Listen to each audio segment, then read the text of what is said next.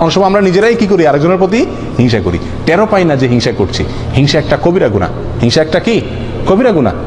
কোরআনে কারিমে আল্লাহ সুবহানাহু ওয়া তাআলা হিংসার বিষয় একাধিক আয়াতে আল্লাহ তাআলা আলোচনা করেছেন। এক আয়াতে আল্লাহ বলেছেন আম ইয়াহসুদুনান নাসা আলা মা আতাহুমুল্লাহু মিন ফাদলি। আল্লাহ কাউকে দয়া করে কোনো একটা কিছু দিয়েছেন, ফসলটা ভালো হয়েছে, ইনকাম ভালো হয়েছে, তার প্রমোশন হয়েছে, কোনো একটা ভালো দিক আল্লাহ তাআলা তাকে দিলেন, এটা দেখে তুমি হিংসা করছো যে আল্লাহ দিয়েছেন সেজন্য?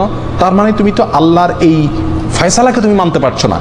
রেজাবিল কাজা ইমানের গুরুত্বপূর্ণ পয়েন্ট। তার মানে তোমার ইমান আছে কিনা এটা নিয়ে সন্দেহ। আল্লাহ তাকে দিয়েছেন, এটা আল্লাহর ফয়সালা, অতএব এটা তুমি সন্তুষ্ট থাকতে হবে। তুমি হিংসা করলে তার কোনো ক্ষতি করতে পারবে না। প্রিয় ভাইয়েরা, আপনার অন্তরে হিংসা আছে কিনা কারোর প্রতি কিভাবে বুঝবেন? কারোর কোনো ভালো সংবাদ শুনে, কারোর কোনো ভালো হাল দেখে, কারোর কোনো সুখের অবস্থা দেখে আপনার ভিতরে জ্বলে কিনা দেখবেন।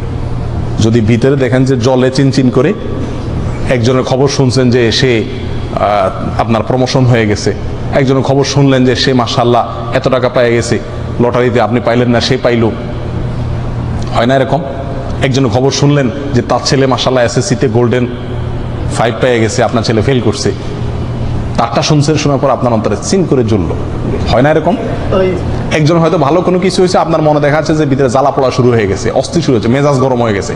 কারোর ভালো শুনে, ভালো দেখে যদি আপনার মেজাজ গরম হয়ে যায়, ভিতরে জ্বালা পোড়া হয়, এটার মানে হলো আপনার ভিতরে কি আছে?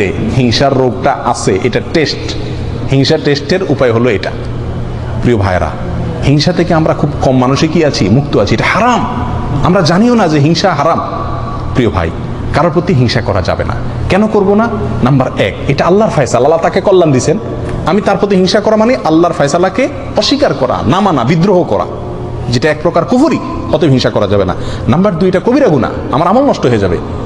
3 নম্বর, মনকে বলতে হবে, ও মন, তাকে যে আল্লাহ কল্যাণ দিছে সে আল্লাহ আমাকেও দিতে পারে।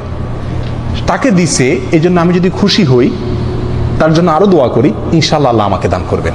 আল্লাহ পরীক্ষা করেন বান্দাকে অনেক সময়। কথা বুঝে আসছে? এই কথা নিজেকে বুঝাইতে হবে, প্রবোধ দিতে হবে এবং হিংসা থেকে বাঁচার চেষ্টা করতে হবে। আর মনে রাখতে হবে, আমি যদি হিংসা করি তার কি কোনো ক্ষতি করা যাবে? আমার মনে যত জ্বালা পড়া হবে, ক্ষতি তার হবে? উল্টা ক্ষতি আমার হবে। আমার অন্তরে জ্বালা পড়া হলে হার্ট অ্যাটাক আমার হবে, অসুস্থ আমি হব, তার কি কোনো ক্ষতি হবে? হবে না। তাহলে এর চাইতে নির্বোধ কে? এই জন্য কারোর কোনো কল্যাণ দেখলে বরং আরো কি হওয়া? খুশি হওয়া।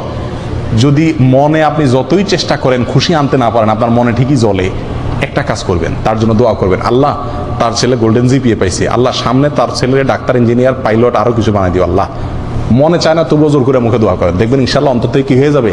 হিংসা চলে যাবে, শয়তান দেখবেন যে বেজ্জত হয়ে চলে যাবে।